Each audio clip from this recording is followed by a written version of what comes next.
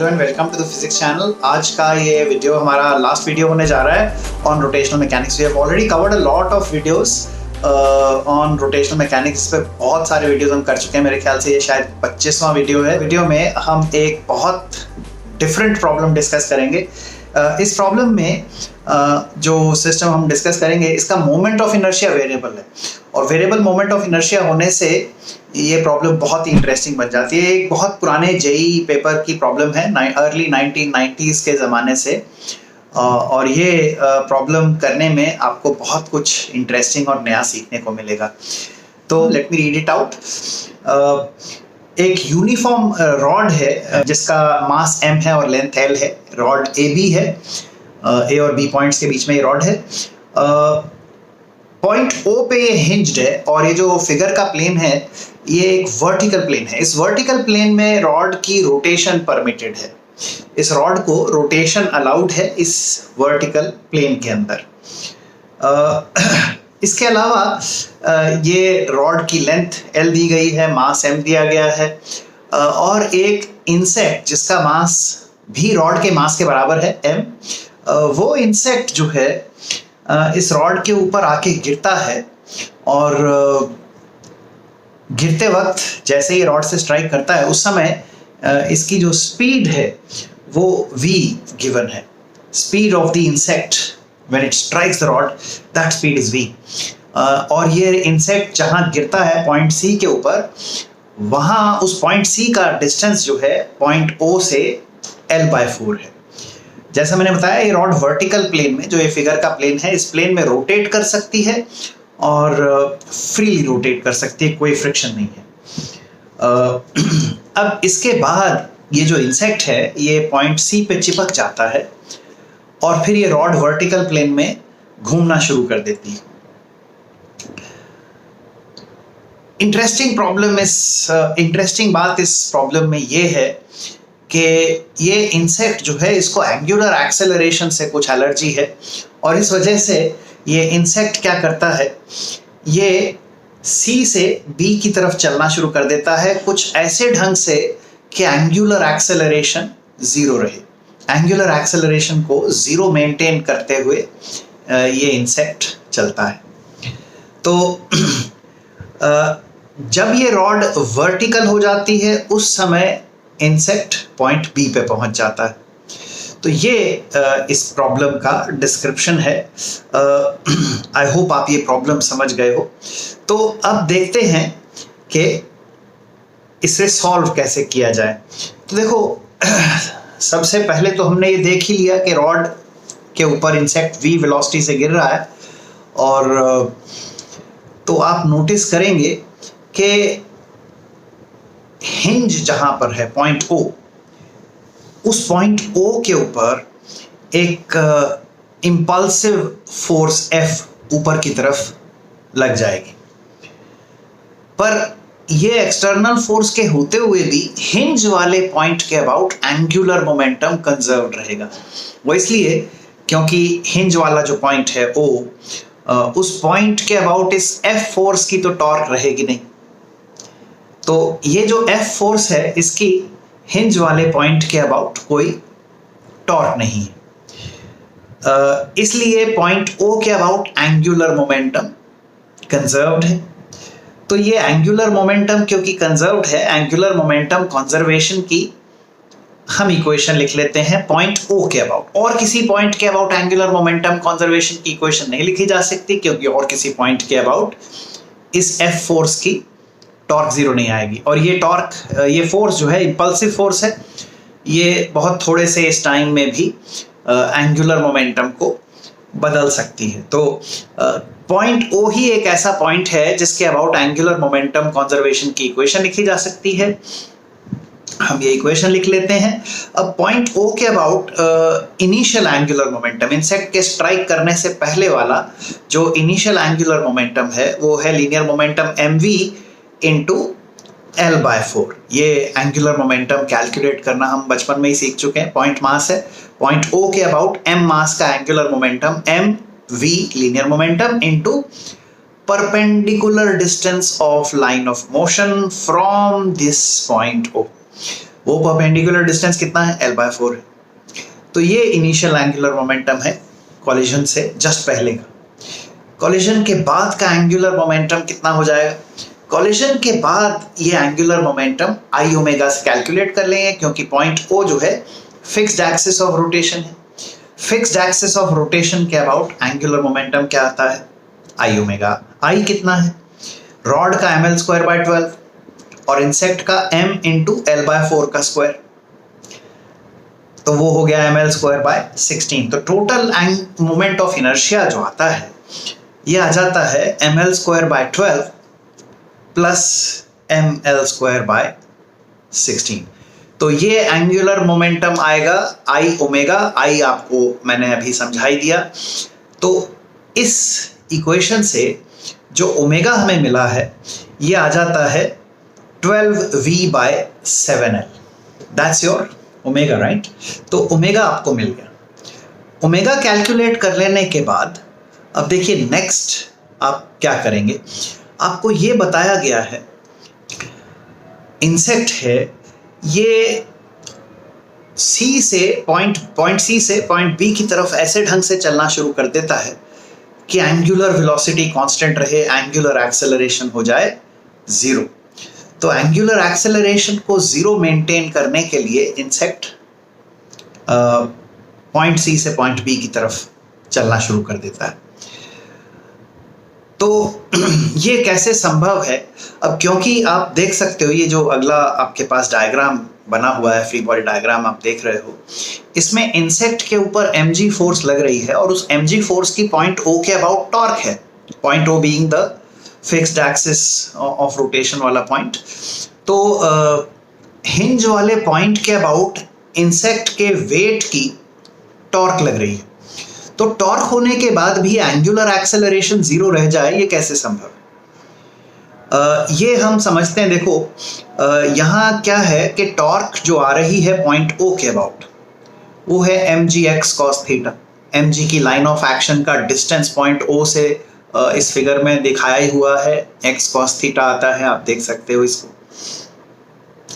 तो mgx cos theta तो torque है। इस टॉर्क के रहते हुए भी अल्फा 0 कैसे? अब देखो पॉइंट O जो है जो जहां पे हिंज लगी है उस पॉइंट या उस एक्सिस पॉइंट O से पास करने वाली एक्सिस के अबाउट मोमेंट ऑफ इनर्शिया आ रहा है m इंटू l²/12 रॉड का प्लस mx² इंसेक्ट का। ये मोमेंट ऑफ इनर्शिया अब वेरिएबल हो गया है क्योंकि x वेरिएबल है। इंसेक्ट v प्राइम वेलोसिटी से चल रहा है ना, c से b की तरफ।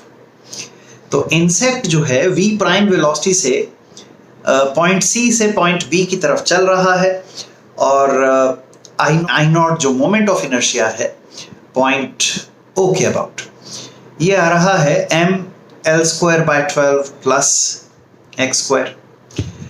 अब टॉर्क जो होती है वो होती है rate of change of angular momentum. जैसे न्यूटन्स लॉ आपका है force, net force is equal to rate of change of linear momentum. तो यहाँ torque will be equal to rate of change of angular momentum. So tau about point O is equal to d by dt of I naught omega।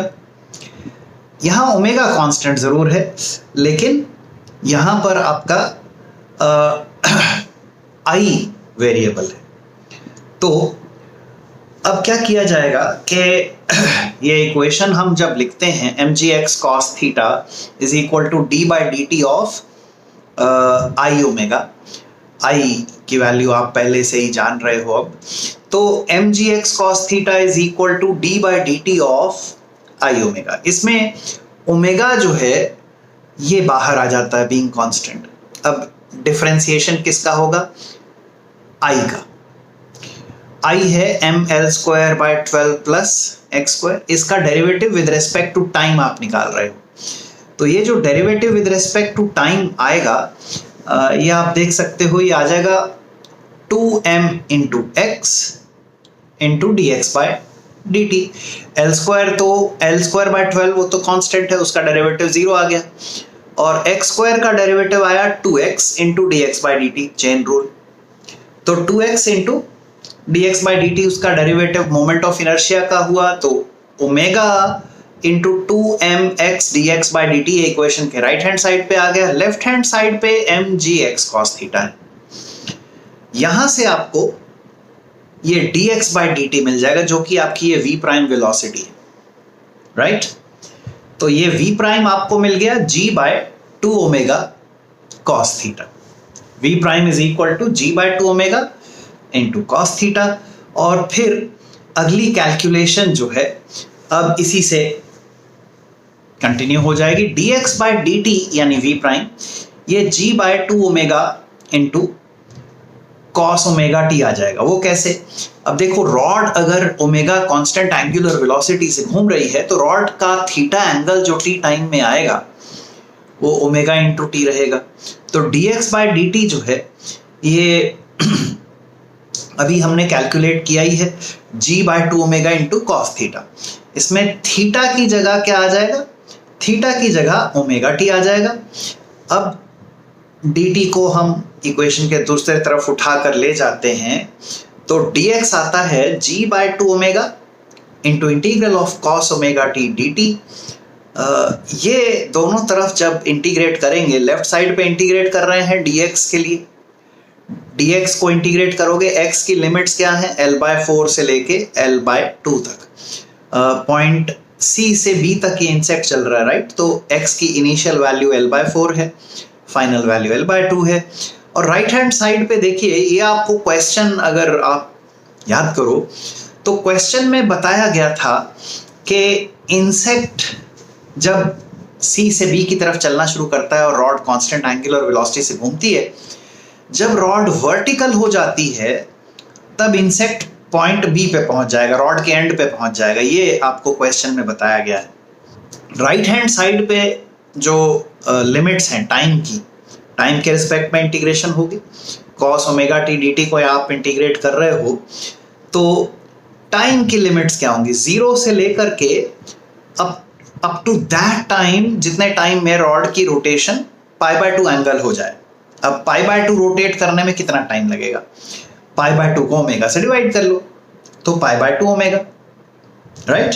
तो time की limits हो गई 0 to π/2 omega. तो left hand side पे आपका integral क्या आ रहा है? लेफ्ट हैंड साइड पे इंटीग्रल आ रहा है l/4 और राइट हैंड साइड पे g by 2 omega square sine omega t. Limits आपने डाल दी तो फाइनली इक्वेशन आती है l/4 is equal to g by 2 omega square into sine π/2 minus sine 0। तो ये तो साइन π/2 माइनस साइन 0, ये तो 1 ही हो गया। तो l/4 आ गया g by 2 omega square, right.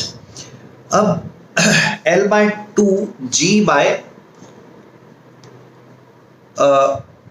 l/4 g by 2 omega square आया। तो फाइनली आपको रिजल्ट क्या मिलता है? l/2 is equal to g by omega square, right. तो l/2 g by omega square आ गया। ओमेगा की वैल्यू हम बचपन में ही कैलकुलेट कर चुके हैं, याद है, 12v/7l ये आ गई थी। तो ये जो 12v/7l ओमेगा की वैल्यू आई थी, ये वैल्यू अब सब्स्टिट्यूट कर दीजिए इस फाइनल इक्वेशन के अंदर। तो इसे सब्स्टिट्यूट करने पे जो आपकी इक्वेशन आई, ये आई l/2 equals g into 49l square by 144v square.